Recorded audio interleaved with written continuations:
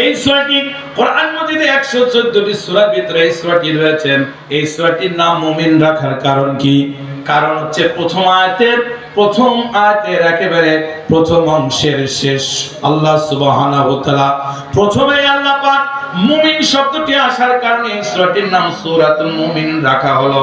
এইবার আমি আপনাদের খেদমতে বলতে চাই, আব্বাজানা বন্ধুরা এখানে যারা আছেন সবার কাছে একটা কথা বলবো, যেই সূরাটা তেলাওয়াত করবেন সেই সূরাটা নাম কেন হলো, নাজিলের প্রেক্ষাপট, ঘটনা, কি কারণে এই সূরাটি নাজিল হলো, এইগুলো যদি জানেন ইমামের পিছনে নামাজ পড়ে মজা পাবে। দেখেন ইমাম সাহেব পড়ে না, বিসমিল্লাহির রহমানির রহিম আলহামদুলিল্লাহি রাব্বিল আলামিন। ইমাম সাহেব পড়লো আর আমি চুপচাপ থাকলাম, কিন্তু আয়াতে কি বললো? আলহামদুলিল্লাহি রাব্বিল আলামিন। দয়াময় পরম দয়ালু আল্লাহর নামে শুরু করলাম। সমস্ত প্রশংসা বিশ্ব জগৎ প্রতিপালক মহান আল্লাহর জন্য। কার জন্য? সব প্রশংসা কার জন্য? এখন যদি আল্লাহর জন্য, তাহলে আমি ইমাম আরবিতে পড়লো আর আমি মনে মনে চিন্তা করলাম আল্লাহ সমস্ত প্রশংসা তোমার, মালিকি ইয়াউমিদ্দিন, সেই দিনের মালিকের প্রশংসা করি। এই যে কোরআন শরীফের অর্থগুলো যদি আমরা জানি, নাজিল জানি, ঘটনা সবকিছু জানি, তাহলে দেখবেন শুধু মজার মজার মজা বসবে, নাইলে নামাজে মজা পাওয়া যাবে না। ধরে বলেন ঠিক কিনা? এই জন্য যে ইসলামিক সুবহানাল্লাহ ব্যক্তিদের সাথে তাবলীগে থাকেন, সর্বনয় থাকেন বা অন্যান্য যে দলেই থাকেন না কেন, সেখানে যদি কোরআনের আইন, কোরআনের কথা হয়, দেখবেন মজা আর মজা আর মজা। ধরে বলেন ঠিক কিনা? প্রিয় ভাইরা আমার, এই জন্য আপনাদের খেদমতে বলতে চাই, আজকে যে সূরাটি তেলাওয়াত করেছে এই সূরাটির নাম সূরাতুল মুমিনুন। কেন রাখা হলো নামকরণ? কেন এটা সূরা মুমিনুন? 114টি সূরার 114টি নাম আছে। কোন সূরার নাম বাকারা, কোন সূরার নাম লাহাব, কোন সূরার নাম নিসা, কোন সূরার নাম ইমরান, কোন সূরার নাম সুবহানাল্লাহু তাআলা নমল, কোন সূরার নাম কাউসার, কোন সূরার নাম তিন। এরকম আস্তে আস্তে 114টি সূরা আছে কিনা? 114টি সূরা, 114টি সূরার 114টি নাম আছে। 1 নম্বর ফাতিহা, 2 নম্বর বাকারা, 3 নম্বর কি আল ইমরান, 4 নম্বর নিসা। এইভাবে আস্তে আস্তে 114টি সূরা রয়েছে, কিন্তু 114টি সূরার 114টি নাম আছে। আমি এই তো গত বছরে 2023 সালের একেবারে শেষের দিকে সে ইন্ডিয়াতে গেলাম। যাওয়ার পরে এক মাহফিল মুর্শিদাবাদ ছিল। মুর্শিদাবাদের মাহফিলে যাওয়ার পরে আমি একজনকে, আমাকে খুব মানে ভক্তি শ্রদ্ধা করছে আলহামদুলিল্লাহ, তারপরে আমাকে বলছে, হুজুর আপনি সবসময় আমার সাথে চললেন এতক্ষণ পর্যন্ত, কিন্তু আমার নাম তো জিজ্ঞাসা করলেন না। তাই বলে তোমার নাম কি? বলে আমার নাম সাদ্দাম। কি নাম? তাই বলে সাদ্দাম, তাহলে তোমার বয়স বেশি নাই। বলে কেন? বলছে যে 90-89 সালে যুদ্ধ হয় না, ওই যুদ্ধে বাপের বেটা সাদ্দামের একখান কি বেকায়দা একটা নাম ছিল। কার সঙ্গে যুদ্ধ করেছিল? আমেরিকার সাথে না কার সাথে? ইরাক যুদ্ধ করে নাই? হ্যাঁ, ডাব্লিউ বুশের সাথে, বুঝলেন? হ্যাঁ, এরপরে বেশ বীরত্বের সাথে আমরা সারা বিশ্বের মানুষগুলো দেখতাম, মুসলিমরা মনে মনে চিন্তা করতাম, যা প্লেন একটা মারছে নাকি, বলেন, খুব খুশি হতাম। ওই সময় সীমাকালে মানুষ যত ছেলে হোক আবার কি নাতিপুতি হোক, নাম রেখেছে কি সাদ্দাম। ধরে বলেন ঠিক কিনা? আমি দিল্লিতে এয়ারপোর্টে নামার পরে চুপচাপ করে আছে, বড় বিপদ, এখন কি করি, এখন কি করি। ওরা তো বাংলা বোঝে না। গান্ধীজি এয়ারপোর্ট থেকে একটু বের হয়ে চুপচাপ করে আসি। একজনা বলছে কি ব্যাপার? আমি এক ট্যাক্সিওয়ালা বলছে, ট্যাক্সি ভাই এদিকে আয়। হ্যাঁ ট্যাক্সি ভাই। ট্যাক্সি ভাই বোঝে না, বাংলা বোঝে না। তো ট্যাক্সিওয়ালা বাংলা বোঝে না, মনে মনে চিন্তা করলাম যে ব্যাপার কি। একজন আমাকে বলছে যে হুজুর আপনার বাড়ি মনে হয় বাংলাদেশ। মানে হ্যাঁ বাংলাদেশ। বলছে এখানে বাংলায় ডাকলে হবে নাকি? তা তো বুঝতে পারছি নি, মাত্র 2 ঘন্টা 37 মিনিট লাগবে প্লেনে আসতে। এই 2 ঘন্টা 37 মিনিট আসার পরে কি ভাষা সব শেষ? বলে হ্যাঁ বাংলার অ্যাকশন শেষ। তাইলে বোঝে। তারপর উনি বলছে এ ধার্মে, যে ধার্মে বলছে কাছে আসছে। বাবা এরপরে জিজ্ঞাসা করছে ভালো, এরপরে আমি আবার বলছি হোয়াট ইজ ইউর নেম, তোমার নাম কি? তখন বলছে মাই নেম ইজ লাদেন। বাবা, লাদেন, তাইলে তো তোমার বয়সও বেশি দিন না। 2001 সালে টুইন টাওয়ারে হামলা হওয়ার কারণে সারা বিশ্বের মুসলিমরা ওই সময় সীমাকালে বাচ্চা কাচ্চা যার যে হয়েছিল তার নাম লাদেন রাখা হয়েছিল। জোরে বলে ঠিক কিনা? কেন লাদেন রাখার একটাই কারণ, সেই সময়টা সুবহানাল্লাহু তাআলা লাদেন রাখার কারণ হচ্ছে এই যে ওই সময় যিনি টুইন টাওয়ারে হামলা করলেন, ওই সময় যে আমেরিকার মানে কুকুর খাইকু যাত্রা বললো কেউ করতে পারেনি, এটা একমাত্র করতে পারে কে? লাদেন। লাদেনের দোষ দিয়ে দিল। আমরা সারা বিশ্বের মুসলমানরা লাদেনকে সাপোর্ট দিয়ে এত ভালোবেসে নিজের সন্তানগুলোর নাম রেখে দিলাম কি? লাদেন। বাবা, তাইলে দেখেন এক একটা নাম, কারোর নাম লাদেন, কারোর নাম সাদ্দাম, এক একটা উল্লেখ আছে। আবার দেখেন কারোর নাম বৈশাখী, আছে না? আমি বাড়িতে গেলেন, এলাকার লোকজন মুরব্বীদের সাথে একটা বাচ্চা কাচ্চা নিয়ে এসে বলে হুজুর বাড়ি আছেন? বলে আসি। কে? বলে তোমার দাদি। আসেন। এসে এবার একটা সুন্দর করে ফুটফুটি সন্তান করে একটু ফু দেওয়া, ঘুমের ঘরে এইভাবে শুধু চুমকায় ওঠে, বিসমিল্লাহির রহমানির রহিম দিলাম যা। ফু দেওয়ার পরে বলছে নাম কি? খুব তো ভালো। তো বলে বৈশাখ মাসের 1 তারিখে হয়েছে, নাম রাখছি বৈশাখী। বৈশাখ মাসের 1 তারিখে হওয়ার কারণে নাম রাখা হয়েছে বৈশাখী। কারোর নাম আকাশী, কারোর নাম বৈশাখী, কারোর নাম নাট, কারোর নাম বল্টু, যার যার এক একটা কারণে এক একটা নাম হয়। এই সূরাটির নাম সূরাতুল মুমিনুন রাখার কারণ হচ্ছে এই যে এতগুলো আয়াত আছে, আয়াতের প্রথমে মুমিন শব্দটি আসার কারণে সূরাটির নাম রাখা হলো মুমিনুন। বিসমিল্লাহির রহমানির রহিম।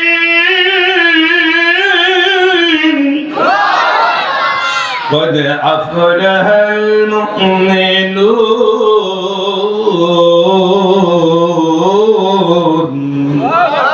আল্লাহ বলেন আমি আল্লাহ এই মুমিনদের বিজয় করব, এই মুমিনদের জয় করব যদি মুমিনের কি করে সুবহানাল্লাহ তাআলা মুমিনের জীবন মরণ একমাত্র আমার জন্য দেয়, তাহলে আমি আল্লাহ সুবহানাহু তাআলা এই মুমিনদেরকে আমি আল্লাহ সুবহানাহু তাআলা বিজয় দান করব, লাভবান হবে। বিসমিল্লাহির রহমানির রহিম।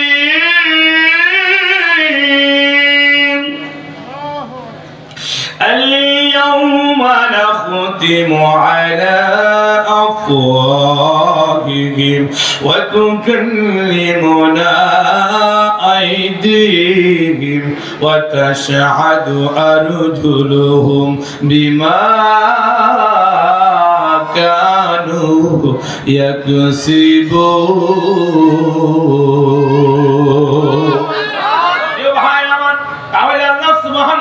ঘোষণা করে দিয়েছেন ওই মুমিনরা বিজয় হবে, ওই মুমিনরা জয় হবে যেই মুমিনরা আল্লাহু আকবার, যেই মুমিনের ভিতরে কয়েকটা গুণ থাকবে, তার ভিতরে 1 নম্বর গুণের কথা আমি বললাম, সে যে ব্যক্তির নামাজে বিনয় আর নম্র হবে, আল্লাহ বললেন এই ব্যক্তি আমি আল্লাহ পাক তাকে জয় বা বিজয় করে দেব। তাই নামাজে বিনয় আর নম্রতা এটা আমি কেমনে বুঝি আর কেমনে বলি? নামাজে বিনয় মানে যখন কিরাত তেলাওয়াত করবে, ইমাম সাহেব যখন সূরা কিরাত তেলাওয়াত করবে, আমরা ভদ্র চিত্তে চুপ করে থাকবো। জোরে বলেন ঠিক কি না? এখন নামাজে যদি মশা মারি আর নামাজে যদি এভাবে গুতাগুতি করি, তাইলে কি নামাজের কি নম্রতা আসলো? এরকম করে কি না? আবার ইমাম সাহেবের যদি একটু বেশি আপনার দেরি হয় সূরা কারা, তাহলে এরকম ভুলতে থাকে, জোরে বলে ঠিক কি না? বলে ইমাম অত আর হরি না, তাড়াতাড়ি সিজদায় যাও নাকি? আমরা তো বুঝি কাশি দেয়, আর তো হেঁটে জোরে শরীর যখন করতে চলে হয় পিছন থেকে কি কথা। যারা নম্র ভদ্র চিত্তে যখন থাকে আল্লাহ খুশি হয়ে যায়। সুবহানাল্লাহ বলেন, সুবহানাল্লাহ।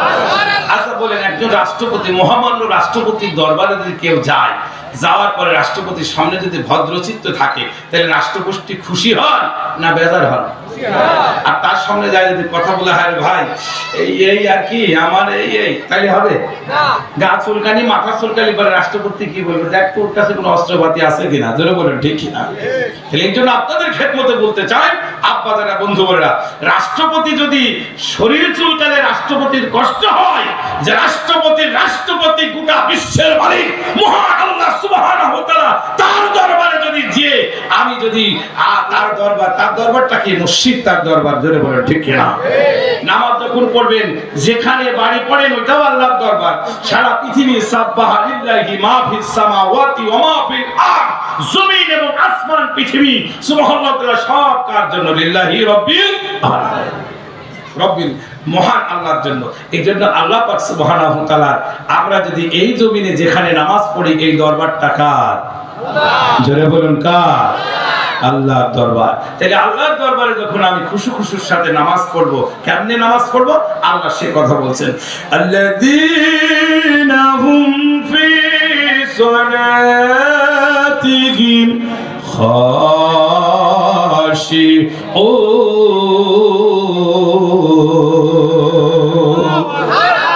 ভাই আমার বন্ধু বলেন, আল্লাহ পাক রব্বুল আলামিন বললেন এই নামাজে যদি বিনয় আর নম্র আনি, ভদ্র চিত্তে চুপ করে দাঁড়িয়ে মহান আল্লাহর চিত্তে দাঁড়িয়ে যাই, আল্লাহ বলেন আমি আল্লাহ এত খুশি হয়ে যাই, বান্দার পক্ষে আমি আল্লাহ পাক সাপোর্ট দিয়ে ওয়ায়াগফির লাকুম যুনুবাকুম আল্লাহু গফুরুর রহিম, তার জীবনের সব গুনাহ আমি আল্লাহ পাক maaf করে দেয়। আমার প্রিয় ভাইরা, এখানে যারা আপনি আছেন সকলের কাছে বলি, তাহলে আল্লাহর দরবারে ভদ্রচিত্ত নম্র ভাবে দাঁড়াবো।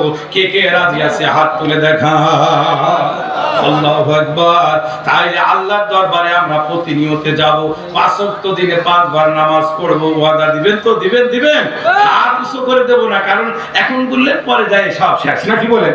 আল্লাহু আকবার। দেখেন না, ক্রসফায়ার একখান দেয়, সরকার মনে করে আর একটা ক্রসফায়ার দেওয়া লাগবে না, সব সন্ত্রাসগুলো ভালো হয়ে যাবে। হয় পরের দিনে আবার শুরু করে। এজন্য আপনাদের খেদমতে বলতে চাই, আজকের এই কোরআনের মাহফিলে আমি কাটা কণ্ঠে সুন্দর করে আপনাদের কিছু বোঝাতে চেয়েছি। সেটা হচ্ছে এই 1 নম্বর, আমাদের টার্গেট থাকতে মহান আল্লাহ পাক রব্বুল আলামিন সুবহানাহু ওয়া তাআলাকে যে আমরা নামাজ পড়বো নম্র ভদ্রতা চিত্তে, ধরে বলুন আল্লাহু আকবার। তাইলে মুমিনের নামে, মুমিনের দপ্তরে আমার আপনার নাম লেখা হয়ে যাবে। ভাই আমার বন্ধুরা আসেন, তাহলে দেখেন যদি মুমিনের দপ্তরে ভদ্র ওর চিত্রে যদি হয়ে যায়, তাহলে আমি আপনি এমন হয়ে যাব, আমার জীবন আপনার জীবনটা হয়ে যাবে। আল্লাহ পাক রব্বুল আলামিন বলছে এই বান্দাই হয়ে যাবে। কেমনে? আল ইয়াউমা, বলুন আল ইয়াউমা নাখতিমু আলা আফওয়াহিহিম ওয়া তুকাল্লিমুনা আইদিহিম ওয়া তাশহাদু আরজুলুহুম বিমা কানু ইয়াকসিবুন।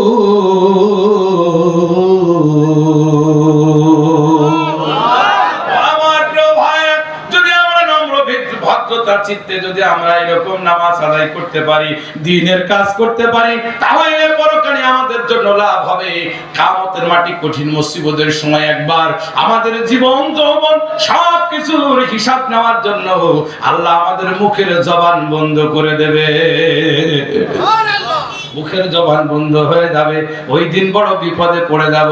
আমি এই মুখ দিয়ে কত জিকির করলাম, কত দুরূদ পড়লাম, কত কোরআনের আয়াত তেলাওয়াত করলাম। ইয়াসিন ওয়াল কুরআনিল হাকীম,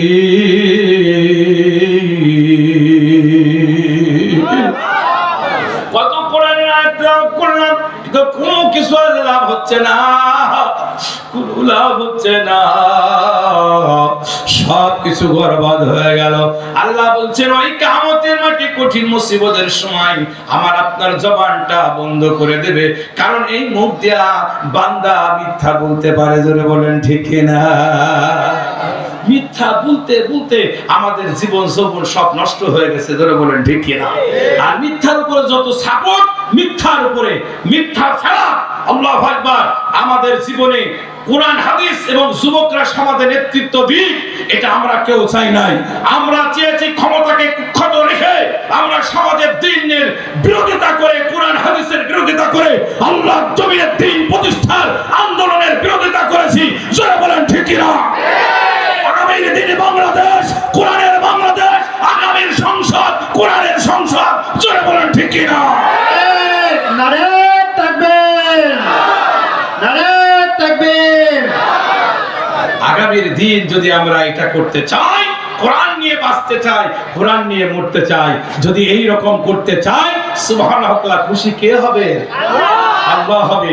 আর আগামী দিন যুবকরা নেতৃত্ব দেবে, আর ওই যুবকের নেতৃত্বে আমরা চলবো, আমরা কোরআন এবং হাদিসের নেতৃত্ব চলবো। জোরে বলেন সুবহানাল্লাহ। প্রিয় ভাই আমার, এইবার আপনাদের খেদমতে বলতে চাই, আসেন আসেন আসেন। এইবার দেখেন আল্লাহ বলছেন তার মুখের জবান আমি আল্লাহ বন্ধ করে দেব। মুখ দেওয়ার কথা যখন বলতে পারবে না, এই হাতের জবান খুলে দেবে। আইদিহিম, দুই হাত দিয়ে যখন জবান খুলে যাবে, জবান খোলার পরে সুবহানাল্লাহ ওয়া তাআলা দুইটা হাতের জবান যখন খুলে যাবে, যাওয়ার পরে হাত তখন বলবে আল্লাহ, এই হাত দিয়া অন্যায় ভাবে মানুষকে গভীর রাতে গুলি করে হত্যা করা হয়েছে। মাথা তখন এভাবে করতে থাকবে, কারণ মুখ দেয়া বলতে পারবে না আল্লাহ এটা হাত ঠিক বলছে না, এটা বলা যাবে না, কারণ মুখটা আল্লাহ পাক বন্ধ করে দিয়েছে। এই কথা আমার না, এই কথা কার? আল-ইয়াউমা নাখতিমু আলা আফওয়াহিহিম ওয়া তুকাল্লিমুনা আইদিহিম ওয়া তাশহাদু আরজুলুহুম বিমা কানু ইয়াকসিবুন।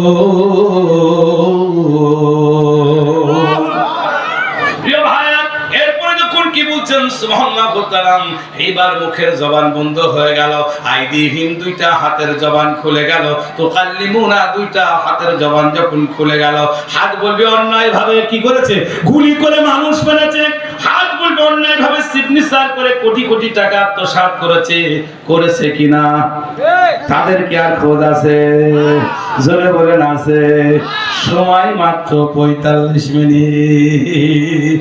জোরে বলেন ঠিক না? এই জন্য আসেন আপনাদের বন্ধুরা, এরপরে কি হলো? আল্লাহু আকবার। এইবার যখন এই 45 মিনিট সময় কি করবে? টাকা পয়সা কোন জায়গায় পুঁতে রাখছে, তোলার সময় পায় নাই। প্লেনের টিকিট কাটবে না, রাতে যাবে না ভিতরের গর্তে যাবে, এই নিয়ে অনেকেই বড় চিন্তায় ছিল।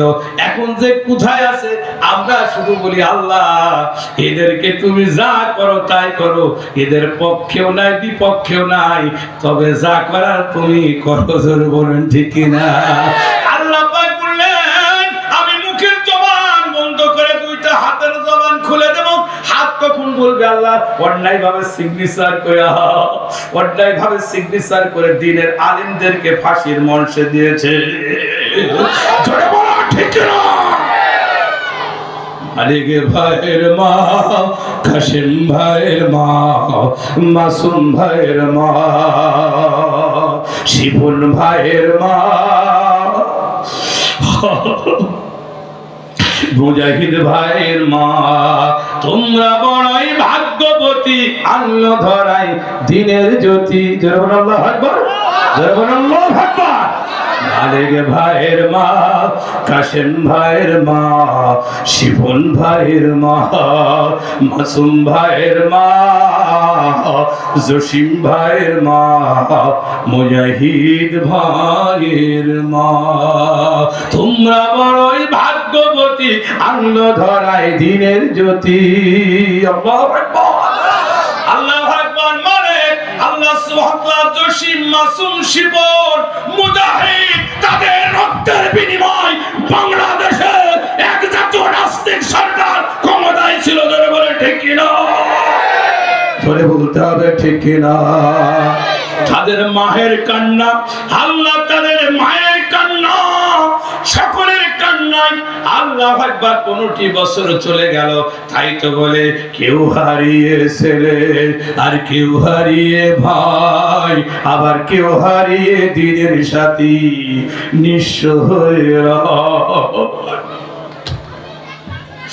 কেউ হারিয়ে ছেলে, আবার কেউ হারিয়ে ভাই, কেউ হারিয়ে দিনের সাথী নিঃস্ব হয়ে রায়। মালেকে ভাইয়ের মা, কাশেম ভাইয়ের মা, শিবন ভাইয়ের মা, মাসুম ভাইয়ের মা, জসিম ভাইয়ের মা, মুজাহিদ ভাইয়ের মা, তোমরা বড়ই ভাগ্যবতী। আনলো দিনে তারা, আল্লাহ আনলো দিনের জ্যোতি। আল্লাহু আকবার। ও আমার প্রিয় ভাইরা, এই মায়েদের কান্না আর হাজারো আব্বাদের কান্না, ভাইদের কান্নার বিনিময় আমরা আজ স্বাধীন পেয়েছি। জোরে বলেন ঠিক কিনা? আমরা আজ বিজয় পেয়েছি। এই মুমিনেরা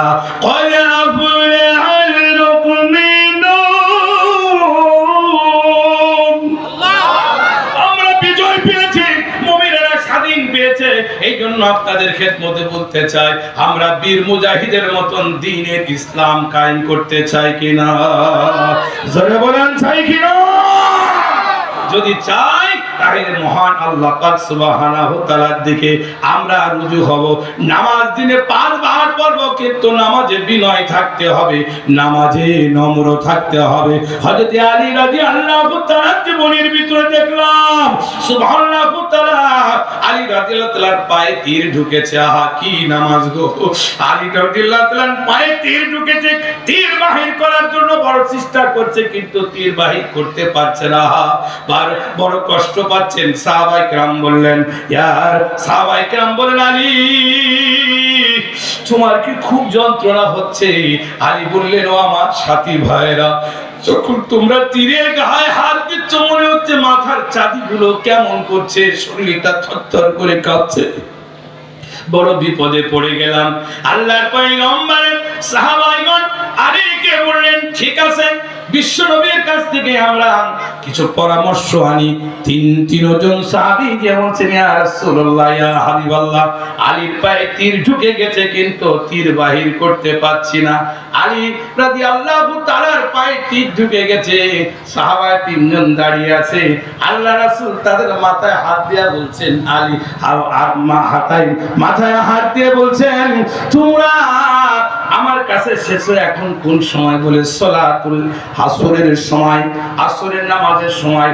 আল্লাহ রাসূল হাসতে হাসতে বলল, সাহাবাইগণ তোমরা যাও, আল্লাহ মসজিদ থেকে আযান হলে আমার আলী নামাজ না পড়ে বাড়ি থাকবে না। আল্লাহর পয়গম্বর অমনি করে বলল, যাও যাও, শীঘ্রই যাও, ও নামাজে দাঁড়িয়ে যাবে। তোমরা তিনজন নামাজ থেকে একটু বিরত থাকবে। যখন নামাজে দাঁড়িয়ে যাওয়ার পরে পা থেকে তীরটা বাহির করার পরে সেই সময় তোমরা নামাজে দাঁড়িয়ে যাবা। আল্লাহর পয়গম্বরের সাহাবী, আল্লাহু আকবার। আলী রাদিয়াল্লাহু তাআলা মসজিদ থেকে আযান হলো, নামাজের সময় হয়ে গেছে। খুব কষ্টে গিয়ে পিছনের কাতারে আলী দাঁড়িয়ে গেছে। আল্লাহর পয়গম্বরের সাহাবী হয়তো তিনজন চুপ করে রয়েছে, যেই না নামাজে দাঁড়িয়ে গেছে। আল্লাহর পয়গম্বরের সাহাবাইগণ সুবহানাল্লাহু তাআলা পিছন থেকে নামাজে নিয়ত করার সঙ্গে সঙ্গে তীরটা ধরে টান দিয়েছে। আলী উহা পর্যন্ত করলেন না, শরীরও নড়ালেন না, শরীরও ঝাঁকালেন না। সুবহানাল্লাহ বলেন, সুবহানাল্লাহ। এরপর চুপ করে দাঁড়িয়ে গেল। দাঁড়িয়ে যাওয়ার পরে সবাই নামাজ শেষ করলো, কারণ নামাজের কোন রকম সময় ব্যয় হয় নাই। নামাজ শেষ করে ফেললো। নামাজ শেষ করে সালাম দিল ডান দিকে, আসসালামু আলাইকুম ওয়া রাহমাতুল্লাহ। বাম দিকে সালাম দিল, আসসালামু আলাইকুম ওয়া রাহমাতুল্লাহ। ডান দিকে বাম দিকে সালাম দেওয়ার সঙ্গে সঙ্গে বাজান গো আলীকে জিজ্ঞাসা করেছে, আলী পায়ের দিকে তাকায় দেখো, পায়ের দিকে তাকায় দেখে তীর নাই।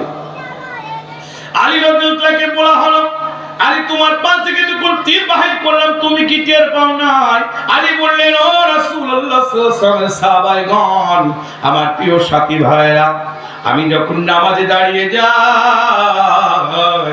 নিয়ত করার পর আল্লাহু আকবার বলে বুকে যখন হাত বেঁধে দেই, আমি যখন হাত বাড়ি, হাত বাঁধার সঙ্গে সঙ্গে এই দুনিয়ার খেয়াল আর আমার থাকে না।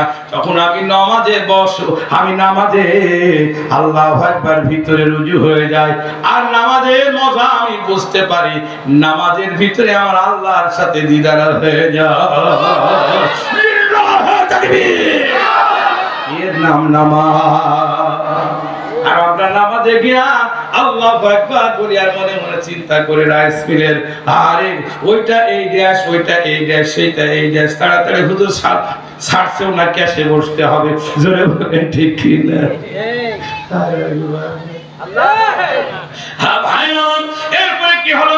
সুবহানাল্লাহ বলতেন, চোখের পানি ছেড়ে দেখা দিয়ে সুবহানাল্লাহ তাআলা সাহাবায়ে কেরাম বলেন, আলী গো নামাজে এত মজা।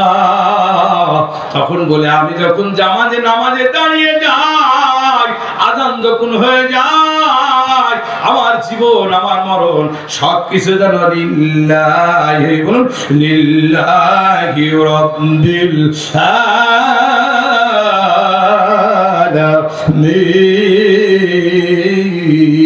আলামিন, সবকিছু আমি আল্লাহর জন্য দিয়ে দিই।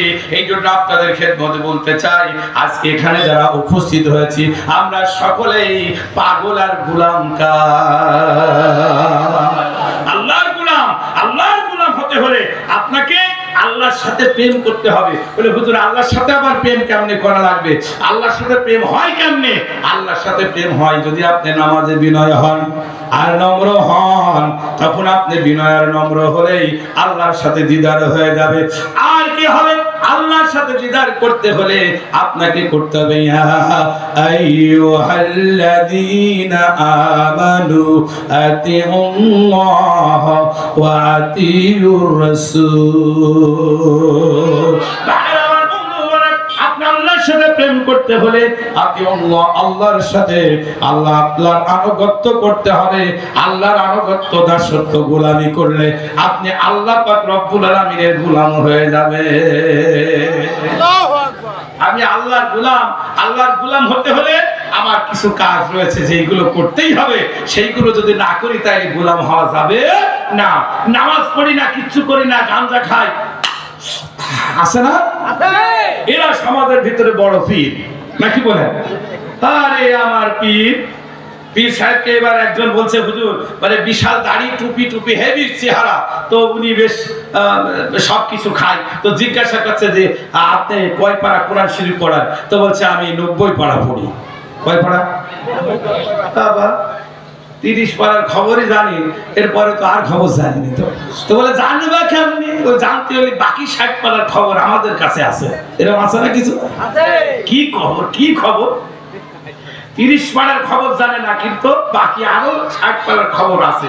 বলে 30 পারা জাহের ভাই, বাকি 60 পারা বাতনি, আছে না? 30 পারা দিল কোরআন হাই, আর 30 পারা মাথায় দিকে বুদ্ধি ফেরি বলবে, বুঝতে দেন? ভালো কথা। আমি একদিন আপনাদের এলাকার না, একটু বাইরে এই মোড়ে আসছে, কথাবার্তা বলতে বলতে বলছে, হুজুর আপনি 30 পারার আলেম, আপনার সাথে কথা বলা যাবে না। 30 পারার হুজুরের সাথে কথা বলা যাবে না। তাহলে কয় পারার হুজুরের সাথে বলবেন? বলে 90 পারার কন্টাক্ট আছে যার, তারই হবে। জোরে বলে নাউজুবিল্লাহ। তো একজন বলছে, আরে বাবা এই তো বড় হুজুর। আমি বলে আপনার দাওয়াত থাকলো, কায়দা মতন আপনার এলাকায় আসছে বলে এই করলেন, সময় মতন পাবো একদিন আপনার। আল্লাহর রাস্তায় পেয়ে গেছে ওই বৃত্তি পাড়া, দেখুন ও তো আমার সাইড। পাওয়ার পরে আমি বললাম, ওখানে গেছি তো আমার ওই মানে একজন পাশে পিছনে ছিল আমার এক বডিগার্ড, সে আবার বলছে যে ওই ধান কাটার মৌসুম, কাশি কিনছে। কাশি ছিলেন তো, কাশি কিনে বলছে যে চলো বাড়ি যাইতে। বাড়ি যাতে যাই ওনার সাথে দেখা। আমি আসসালামু আলাইকুম। বলছে ওয়ালাইকুম আসসালাম। সে আপনি 90 পারার লোক না? বলে সাইজ করে আমাকে বলছে, আপনি কি আল্লাহ দেখছেন? প্রথম আমি প্রশ্ন করবো কি ওই একটা আগে বাতাই, বুঝলেন? বলে আল্লাহকে দেখছেন? আল্লাহকে তো আমি দেখিনি। তখন আজিজ বিড়ি খাচ্ছে, তখন আজিজ বিড়ি ছিল, এখন আছে কিনা জানি না। আছে এখন আজিজ বিড়ি আছে? আল্লাহ, ও আজিজ আর গেল না। এরপরে টান দিয়েছে, দেওয়ার পরে ফু দিয়ে এই বাতাস ওই কি আপনার ধোঁয়া উঠছে, তখন বলছে আল্লাহ জিকির করতে করতে দেখে ধোঁয়ার সাথে যাচ্ছে। জোরে বলেন নাউযুবিল্লাহ, জোরে বলেন নাউযুবিল্লাহ। এই জাতীয় শয়তানেরা সমাজের ভিতরে পীর সেজে কোরআন হাদিস আল্লাহ একেবারে শেষ করে দিচ্ছে। কোরআন হাদিসের যে কথাগুলো, শরীয়তের যে কথাগুলো, এরা সব দুর্বৃত্ত করে দিয়ে নারী লোভে নারী মুখী যুবকদের করে তুলছে। ধরে বলেন ঠিক কিনা? সমাজের ভিতরে সবকিছু দুর্বৃত্ত হয়ে যাচ্ছে। এই জন্য আপনাদের খেদমতে বলতে চাই, আসেন এই সমস্ত ধোঁকাবাজ এবং ভণ্ড এদের হাত থেকে ভাবতে হলে কোরআনের বিকল্প কোনো রাস্তা নাই। ধরে বলেন ঠিক কিনা? এরপরে আমার ওই যে বডিগার্ড বলছে আর বেশি না, সময় নাই, জিহাদি আপনি অনুমতি দেন, ওরে একেবারে দিয়ে দিই। ওকে ছুরি দিয়ে জবাই করলে গুনাহ হবে, ওকে কাশি দিয়ে এটা তো জবাই দেবো, যাতে ওই কাশির ওর সাথে কি যেন থাকে, বুঝতে পারছেন তো? এরকম আছে। এই জন্য আপনাদের খেদমতে বলতে চাই, আসেন আমরা সকলেই এই 30 পারার খবর নেই, বাকি আর খবর নেওয়ার দরকার নেই। জোরে বলেন আল্লাহু আকবার। প্রিয় ভাইরা আমার, বন্ধু বলেন, যদি এইগুলো করতে পারি আল্লাহ ওয়ালা হতে পারে, আল্লাহর পথে যেতে পারি, আল্লাহ কবুল করবেন। আব্বা জানেনা, দ্বীনের পথে যান, আল্লাহ কবুল করবে। আল্লাহ সে কথাই বলেছেন, কিয়ামতের মাটি কঠিন মুসিবতের সময় যদি আমরা আল্লাহর পক্ষ হয়ে যাই, আল্লাহ কবুল করবে। আমি তাফসীরের প্রথমেই বলেছি যে আল্লাহ বিজয় দেবে, লাভবান করবে, আমাদেরকে বিজয় দান করবে। জোরে বলেন ঠিক কিনা? বিজয় দান করতে পারেন। তাহলে দেখেন, ওই সময়কালে যিনি দ্বীনের কাজ করতেন আমার নবী মুহাম্মদ, আল্লাহু আকবার, বিশ্ব নবী সাল্লাল্লাহু আলাইহি ওয়াসাল্লাম, করহুম সাবনাল জামাল ফাদবাতালাইহিম ফাকালা বাদুহুম লিবাদ হুম জামতু হালিল্লাহি সালিয়া ফাদুল্লাহ বিআ লাল্লু ফারিদু ফাকাল হাদাহুম আল্লাহুম্মা ইন্নাহু কানা লিওয়ালিদাইনি শাইখান কবীরা। আপনাদের খেদমতে বলতে চাই, মহান আল্লাহ সুবহানাহু ওয়া তাআলা আজকের এই কোরআনের মাহফিলে আমরা যারা উপস্থিত হয়েছি, মহান সুবহানাহু ওয়া তাআলা আল্লাহ পাক রব্বুল আলামিনের অনুসরণ করলে আল্লাহর প্রেমে, সূরা বলুন, আল্লাহর প্রেমের একমাত্র প্রেমিক হওয়া যাবে যদি আমরা আল্লাহর অনুসরণ করি। জোরে বলেন ঠিক কিনা? আল্লাহর প্রেমে পড়েছেন যারা, তারাই হয়েছেন নবী রাসূল। আল্লাহু আকবার। আল্লাহর পয়গম্বর, আল্লাহর নবী মুহাম্মদুর রাসূলুল্লাহ সাল্লাল্লাহু আলাইহি ওয়াসাল্লাম চোখের পানি ছেড়ে দিয়া মদিনার পাশে একটি জায়গায় কাঁদেন। আল্লাহ পাক দেখে বলে, নবী কাঁদো কেন? বলে, কাঁদি এই জন্য, মক্কা মদিনার দিকে তাকাইলে আমার মরা বাপ আর মার কথা মনে পড়ে। শুধু কি তাই, আমার বাপের কথাই মনে পড়ে না, আমার শুধু বাবার কথা মনে পড়ে, আমার মায়ের কথা মনে পড়ে। মা কি জিনিস যারা দুনিয়ায় নাই সেই বোঝে। ধরে বলেন ঠিক কিনা? মা কি জিনিস গো, যদি আল্লাহর দিদার পাওয়া যায়, মাকে যে ব্যক্তি ভালোবাসবে, হুজুর বললেন কিয়ামতের মাটি কঠিন মুসিবতের সময় মায়ের বদলতে, দোয়ার বদলতে আপনার জন্য জান্নাত সহজ হয়ে যাবে। এই জন্য ও যুবকেরা এখানে যারা আছেন, মাকে ভালোবাসবো, রাজি আছি। আল্লাহু আকবার। মারে ভালোবাসেন, আল্লাহ পাক খুশি হয়ে যাবেন। আবু হুরায়রা রাদিয়াল্লাহু জীবনের ভিতরে দেখলাম, আবু হুরায়রা রাদিয়াল্লাহু তাআলা অমনি করে তখন তিনি ইসলাম গ্রহণ করেন না। আল্লাহর পয়গম্বরের দরবারে সে নবীর চরিত্র, আদর্শ ইত্তেবা অনুসরণ করতেন। নবীর চরিত্র, নবীর আদর্শ, নবীর ধর্মের কথা শুনে আল্লাহর পয়গম্বরের হাতে হাত দিয়ে তিনি মুসলিম হয়েছে, মুসলমান, কালিমা পড়ে মুসলিম হয়ে গেছে। লা ইলাহা ইল্লাল্লাহু মুহাম্মাদুর রাসূলুল্লাহ। জোরে বলেন আল্লাহু আকবার। ভাই আমার, মুসলিম মুসলমান হয়ে গেছে। এরপরে কি করলেন? আবু হুরায়রা মুসলিম মুসলমান হয়ে বুকটা শান্তি, মনটা শান্তি, সবকিছু শান্তি নিয়ে উনি বাড়িতে গিয়েছে। বাড়িতে গিয়ে মাকে বলছেন, মা, ও মা, দরজা একটু খুলবে কি? মা বলছেন, এত রাত হলো, কোথায় ছিলে বাবা? বলছে, দরজা খুলুন, আমি বলবো। দরজাটা খুলে দিল। দরজা খোলা হলো। দরজা খোলার পরে ঘরের ভিতরে ঢুকে পড়লো। ঢোকার পরে বলছেন, মা, যার কদম শুনতে পারলে জান্নাত যাওয়া যাবে, যার কদম শুনতে পারলে জান্নাত পাওয়া যাবে। যার আল্লাহু আকবার দরবারে গেলে যে নবীর ইত্তেবা অনুসরণ করলে সুবহানাল্লাহ তাআলা জান্নাত পাওয়া যাবে, সেই রাসূলের ইত্তেবা অনুসরণ করেছি, ভালোবেসেছি। নবী সাল্লাল্লাহু আলাইহি সাল্লামের পক্ষে থেকেছি, থাকার পরে আমি কালমা পড়ে মুসলমান হয়ে গেছি, মা মুসলিম হয়ে গেছি। মা তখন বলছে, বেটা তুই আমাদের বাপ দাদার ধর্মের চুনকালি দিয়া মুসলমান হয়ে গেলি, এর পরিণাম কি তুমি কি জানো? বলে পরিণাম কি? বলে পরিণামটা হচ্ছে এই, আল্লাহু আকবার, পরিণাম তুমি যে ইসলাম ধর্ম গ্রহণ করেছো, এর কারণে জায়গা জমি এমনকি আমার বাড়ি ছাড়তে হবে। আবু হুরায়রা রাদিয়াল্লাহু তাআলা বললেন, মা যে রাসূলের চেহারার দিকে তাকাইলে জান্নাত পাওয়া যায়, ও মা তুমি তেড়ে দিতে পারো, এখানে বঞ্চিত করতে পারো, সবকিছু করতে পারি, আমি চলে যাব, কোনো সমস্যা নাই। যখন মুখে মুখে এই কথা বললেন, বলার সঙ্গে সঙ্গে আবু হুরায়রার মা খুব পিটান দিল, খুব মার দিল। মার খেয়ে আবু হুরায়রা কোন রকম মায়ের দিকে চোখ মোটা মোটা করলো না, মাকে রাগ করলো না, মা রাগ করলো না। এরপরে কি করলো না, রাগ না করে উনি মাকে বলছেন, মা তুমি যতই মারো না কেন আমি কালিমা ছাড়তে রাজি না, কারণ এই কালিমা ছাড়তে রাজি না। আমি যখন আল্লাহর কোরআনের আয়াত বিশ্বাস করে পড়ে নিয়েছি, বিসমিল্লাহির রাহমানির রাহিম,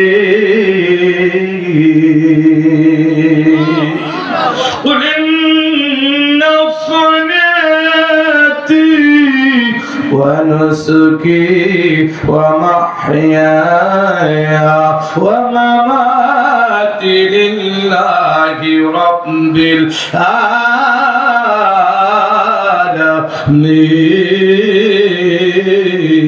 العالمين। আওয়াজ হয় না, এই হাজার হাজার লোক আর আওয়াজ কয়জন দিলে হবে? জোরে বলুন আল্লাহু আকবার, হাত তুলে আল্লাহু আকবার,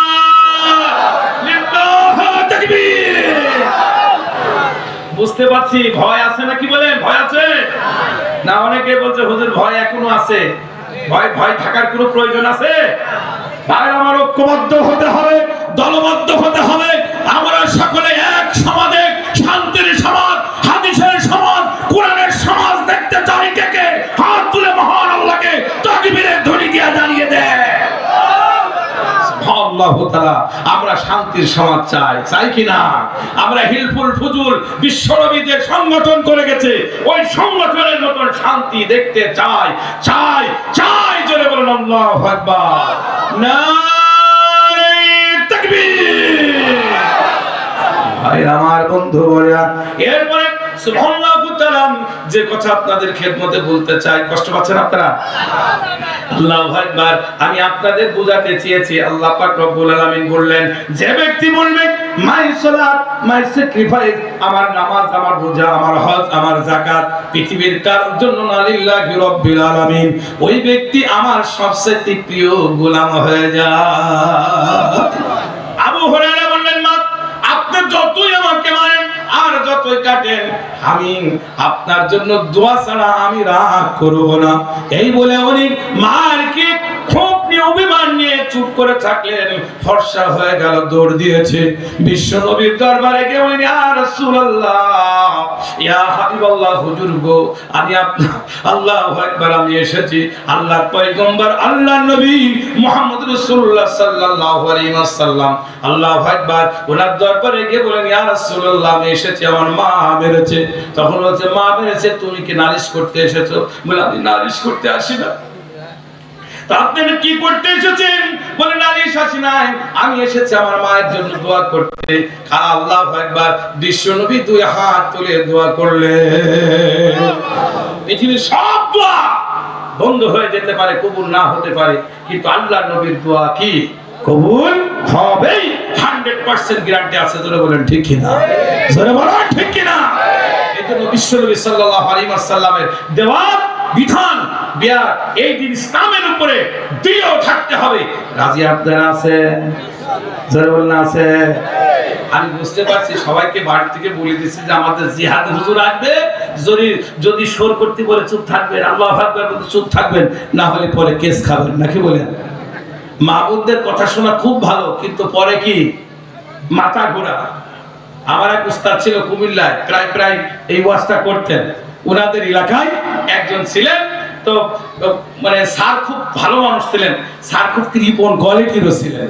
তো এখন টাকা পয়সা খরচ করতে গেলে করতে যেত না, শীতের ভিতরে স্কুলে যেত, যাওয়ার পরে তো একটা মাত্র জ্যাকেট, তাও আবার কি ছিল, চেন কাটা। তো চেন কাটা এখন প্রতিদিন মোটর সাইকেলে যায়, সমস্ত হাওয়া বাতাস বুকে লাগে আর কাশে কাশে। বউ মনে মনে চিন্তা করে ব্যাপার কি, কাশে কেন? বলে আগো তুমি কাশো কেন? বলছে আমার ঠান্ডা লাগছে, প্রতিদিন সকালে মর্নিং ক্লাস সকালবেলা যেতে হয়, কুয়াশায় এসে এসে একদম বিপদ, কাশি। তো কারণ কি? তোমার তো জ্যাকেট আছে। বলে জ্যাকেট তো আছে কিন্তু জ্যাকেটের চেন নাই। তো বলে জ্যাকেটের চেন নাই তো চেন শাল নিতে পারো? তো বলে দোকানে যায় বন্ধ থাকে, আমার ক্লাস টাইম শেষ করে এসে দেখেও বন্ধ। তো বলতে যতদিন বন্ধ থাকে ততদিন তোমার স্ত্রীর কথা মতন চললেই তো হয়। ওই স্ত্রীর কথা কেমন শুনবো? তখন বলছে যে এই যে জ্যাকেট পিছনটা দিবা সামনে, সামনেটা দিবা পিছনে, এইভাবে দিয়ে সুন্দর করে চালাবা, দেখবা বুকি তো আর বাতাস লাগবে না, পিঠি বাতাসে কিছু করতে পারবে না। আচ্ছা বলেন বুদ্ধিটা ভালো না খারাপ? ভালো না? একদম মানে বাবাজির মা বোনদের বুদ্ধি কিন্তু সবসময় সহজ হয়, কিন্তু পরে যে কি হয় এটা আর চিন্তা নাই। ওই দিন সুন্দর করে সকালবেলা বউয়ের কথা শুনে, স্ত্রীর কথা শুনে ওরা সুন্দর করে পড়ছে। এরকম পড়ার পরে এই তো কি হাতার ভিতর দুইটা দিয়েছে, বুকটা সামনে আর পিছনে কি চেয়ার নিয়ে মোটর সাইকেলে যখন যত জোরে চালায় দেখছে না মাত্র বাতাস লাগে না, স্ত্রী খালি দোয়া করছে যাক তুই বেঁচে থাক, এরকম মাঝে সাথে দোয়া দিলেই তো আমি পারি। কিছু দূর যাওয়ার পরে আপনাদের এই যে লাইনে আসলাম, এই রাস্তা যত ব্যাগ করে বাবা কঠিন ব্যাগ। তো বাকে আসতে গিয়ে সকালবেলা শীত শিশির ভেজা, তো ওই যেতে যে মোটর সাইকেল যেই ব্যাগ করছে পিছলি খায় খাদে পড়ে গেছে, বুঝলেন? যেই গেছে অজ্ঞান হয়ে গেছে। পাশে রমজান আলী সাহেবের পেঁয়াজের ভুই ছিল, সকালবেলা উঠে পেঁয়াজের ভুই যেতে যায়, দেখে ওরে আল্লাহ সার কেবল গেল আর মোটর সাইকেলের আওয়াজ অনেক জোরে হলো, না জানে সারের কি হয়েছে। দৌড়ায় যায় দেখে সার পড়ে গেছে কিন্তু মাথা ঘুরিয়ে আছে। আসলে কি মাথা ঘোরা? আসলে ও এইভাবে আছে, বুকটা কি পিছনটা সামনে, সামনেরটা কি পিছনে, এইভাবে আছে। ও অজ্ঞান আছে, একটু পায় নাই, ওসির মধ্যে সারের একেবারে মাথা সোজা মোজা করি ওই চেন সোজা সোজা করে দিছে। তাইলে বোঝেন ওকে আর বাঁচবে? ও যা বাঁচার দরকার ছিল সব ক্লিয়ার, চেন সোজা করে দিয়েছে। তাহলে মা বোনদের কথা শোনা খুব ভালো, কিন্তু পরে মাথা ঘোরা, ধরে বলেন ঠিক কি না? এই জন্য আপনাদের খেদমতে বলতে চাই এখনো সময় আছে, নিজের পার্সোনালি কণ্ঠ দিয়া মহান আল্লাহকে আল্লাহ বলে ডাকে তাকবীরের ধ্বনি দিয়া দি, নারে তাকবীর, লিল্লাহি তাকবীর। যা কণ্ঠরে তো যাকাত আদায় করা দরকার, ধরে বলেন ঠিক কি না? প্রিয় ভাই আমার, আবু হুরায়রা অমনি করে বলছেন মা, ও মা, আমি চলে গেলাম আমার সেই দরবারে, বিশ্ব নবীর দরবারে গিয়ে বলেন ইয়া রাসূলুল্লাহ মায়ের জন্য এসেছি। বলে কেন? মা মেরেছে। বলে মার জন্য এসেছো? আর মায়ের জন্য কি তুমি আমার কাছে নালিশ করতে এসেছো? বলেন ইয়া রাসূলুল্লাহ আমি মায়ের জন্য নালিশ করতে আসি নাই, আমার মায়ের জন্য আমি একটু দোয়া চাইতে এসেছি। বলেন সুবহানাল্লাহ। প্রিয় ভাই আমার, এরপরে কি করলো? আল্লাহর পয়গম্বর দুটো হাত তুলে দোয়া করছেন, হঠাৎ করে আল্লাহু আকবার দোয়া করবেন এমন সময় সুবহানাল্লাহ দোয়া করছেন, আল্লাহ বিশ্বনবী সাল্লাল্লাহু আলাইহি ওয়াসাল্লামের দরবার থেকে আবু হুরায়রা বাড়ির দিকে রওনা দিল। এত দ্রুত দৌড়ায়, এলাকার লোক বলে আবু হুরায়রার মতন এত ভদ্র ছেলে পাওয়া যায় না, কি জন্য দৌড়ায়? পিছন থেকে ডাকে, ও আবু হুরায়রা একটু দাঁড়াও, বাবাজি দাঁড়াও। আবু হুরায়রা বলে আমাকে ডেকে ডিস্টার্ব করবেন না, কারণ আমার নবী বিশ্ব নবী আমার মায়ের জন্য হাত তুলে দোয়া করছেন, আমার বুঝতে বাকি দেরি নাই, আমার বিশ্ব নবীর দোয়া আল্লাহর দরবারে আগে পৌঁছায় না, আমি আবু হুরায়রা আমার মায়ের কাছে আগে পৌঁছায় যাও। এরপরে কি হলো? আল্লাহর পয়গম্বর আল্লাহর নবী বিশ্ব নবী সাল্লাল্লাহু আলাইহি ওয়াসাল্লাম এরপরে কি করলেন? দোয়া করতে লাগলেন। আর ওদিকে আবু হুরায়রা বাড়ি থেকে মাকে ডাকছেন, মা অমনি করে মা দরজাটা খুলে দিয়া বলছেন, বাবা আবু হুরায়রা ঘরের ভিতরে ঢুকে পড়। আবু সুবহানাল্লাহ তাআলা কথাবার্তা শুনে খুব খুশি হয়ে গেল। ব্যাপার কি মা, এত নরমাল সুর, মা তোমাকে রাত্রেও মেরেছে সকালেও মেরেছে, কিন্তু মাকে তো নরমাল, কণ্ঠটা একেবারে সুন্দর। ভিতরে ঢুকে পড়লো মাকে, মা বলছেন তাড়াহুড়া করে নিয়ে যা বাবা, তুই বিশ্ব নবীর দরবারে গেলা ইলাহা ইল্লাল্লাহর কালিমা পড়ে জান্নাতের পথের প্রতীক হয়ে গেছি। আমি আবু হুরায়রা তোর মা, আমি ওই পথের প্রতীক হতে চাই। বিশ্ব নবীর হাতে হাত দাও, আমিও পড়ে নিতে চাই কালিমা লা ইলাহা ইল্লাল্লাহু মুহাম্মাদুর রাসূলুল্লাহ। জোরে লা ইলাহা ইল্লাল্লাহ, জোরে জোরে লা ইলাহা ইল্লাল্লাহ, লা ইলাহা ইল্লাল্লাহ, জোরে লা ইলাহা। বাবা সবাই বলবেন, কেউ যেন এই কণ্ঠে যাকাত আদায় করতে আপনারা ভুলবেন না। অর্থ সম্পদে যাকাত আদায় করি, কণ্ঠের যাকাত কণ্ঠ দিয়ে কোরআন তেলাওয়াত করা। কণ্ঠের যাকাত হচ্ছে আল্লাহু আকবারের ধ্বনি। জোরে বলা, জোরে বলা আল্লাহু আকবার। লা ইলাহা ইল্লাল্লাহ, জোরে সুবহানাল্লাহ, আলহামদুলিল্লাহ, লা ইলাহা ইল্লাল্লাহ। আল্লাহ রে ডাকি রে বান্দা, আল্লাহ রে ডাক, বলুন বলুন, আল্লাহ রে ডাকি রে বান্দা, আল্লাহ রে ডাক, আল্লাহ রে ডাকতে ডাকতে, বলুন বলুন বলুন, আল্লাহ রে ডাকতে ডাকতে জীবন কেটে যায়। আল্লাহ রে ডাকি রে বান্দা, আল্লাহ রে ডাক, লা ইলাহা ইল্লাল্লাহ,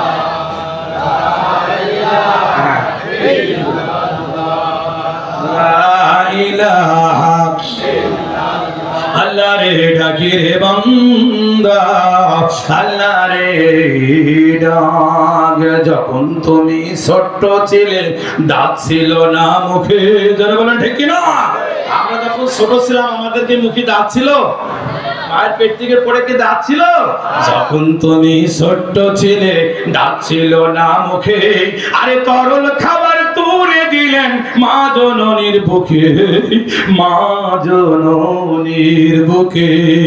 আল্লাহ রে ডাকি রে বান্দা, আল্লাহ রে ডাক, বলুন বলুন, আল্লাহ রে ডাকি রে বান্দা, আল্লাহ রে ডাক। আবার যখন কেউ রবে না, রবেন মওলা পাকে রবে।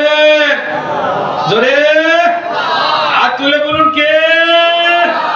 হাত ধরে তুলবেন না, আমি ড্যাশ ড্যাশ মনে করবো। হাত তুলে বলবেন আল্লাহু আকবার। আবার যখন কেউ রবে না, রবেন মওলা পাক। আরে এখন তোমার সব হয়েছেন, পর হয়েছেন তিনি রে, পর হয়েছেন তিনি। বলুন, আল্লাহ রে ডাকি রে বান্দা, আল্লাহ রে ডাক, লা ইলাহা ইল্লাল্লাহু মুহাম্মাদুর রাসূলুল্লাহ। প্রিয় ভাই আমার, এরপরে কি করলো? আবু হুরায়রা রাদিয়াল্লাহু তাআলা বললেন, শিগগিরই চলে যা বিশ্বনবীর দরবারে নিয়ে। বিশ্বনবীর দরবারে নিয়ে গিয়ে তিনি মুসলমান হয়ে গেল। এই জন্য আমার প্রিয় ভাই, আল্লাহর সাথে প্রেম করলে, আল্লাহ পাকের কাছে দোয়া চাইলে আল্লাহ পাক দোয়া কবুল করেন। এটা আপনি বোঝাতে চেয়েছি। আল্লাযীনা হুম ফি সালাতিহিম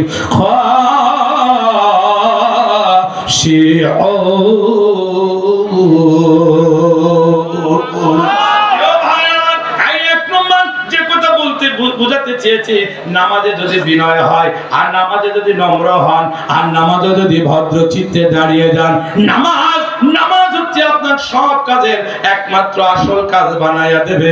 জোরে বলেন ঠিক না?